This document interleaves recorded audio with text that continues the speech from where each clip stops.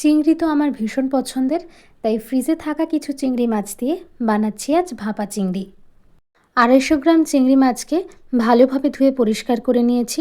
চিংড়ির এই পিছনের দিকে কালো মতন ময়লা থাকে, সেটা ছুরির সাহায্যে কেটে বার করে দিয়েছি। তারপর ভালোভাবে ধুয়ে পরিষ্কার করে নুন আর হলুদ মাখিয়ে 10 মিনিটের জন্য ম্যারিনেট করে রেখে দেব। মাছটা ম্যারিনেট করতে দিয়ে অন্যদিকে একটা মিক্সিং জারে 1 টেবিল চামচ কালো সর্ষে, 1 টেবিল চামচ হলুদ সর্ষে আর 1 টেবিল চামচ পোস্ত আর সামান্য নুন দিয়ে একটা মিহি পাউডার বানিয়ে নেব। পাউডারটা খুব মিহি করে করতে হবে। এরপর তাতে দিয়ে দেব 1 টেবিল চামচ টক দই আর 2টো কাঁচা লঙ্কা। আবারও সব কিছুকে ভালোভাবে পেস্ট করে নেব। আমি কিন্তু এখানে এক্সট্রা কোনো জল ব্যবহার করিনি।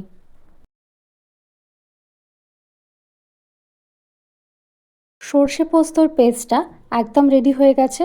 এবার যে টিফিন বক্সে আমি ভাপাতে দেব সেই টিফিন বক্সে পেস্টটা দিয়ে দেব। ওপরে দিয়ে দেব কাঁচা সর্ষের তেল। ভালোভাবে মিশিয়ে নেব। ভালোভাবে মিশিয়ে নেবার পর তাতে আগে থেকে ম্যারিনেট করে রাখা চিংড়ি মাছগুলো দিয়ে দেব। চিংড়ি মাছগুলো দিয়ে চামচের সাহায্যে মশলার সাথে চিংড়ি মাছগুলোকে খুব ভালোভাবে মিশিয়ে নেব। মশলাটার সাথে মাছটা খুব ভালোভাবে মিশিয়ে নিয়ে উপর থেকে দিয়ে দেব সামান্য নুন। যেহেতু পেস্টটাতে আগে থেকে নুন ছিল আর মাছেও নুন মাখিয়ে রেখেছিলাম, তাই পরিমাণ অনুযায়ী নুন দেব। আর উপর থেকে কয়েকটা কাঁচা লঙ্কা আর সামান্য একটু সর্ষের তেল দিয়ে দেব।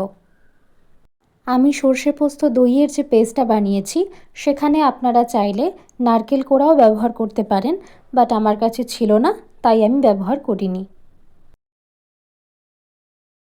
টিফিন বক্সের মুখটা এঁটে এটা আমি ভাপাতে দেব। একটা কড়াই জল নিয়েছি। জলটা খুব বেশি নয়, টিফিন বক্সের নিচ অবধি থাকবে। এরপর এটা 9 থেকে 10 মিনিট মতো ভাপিয়ে নেব।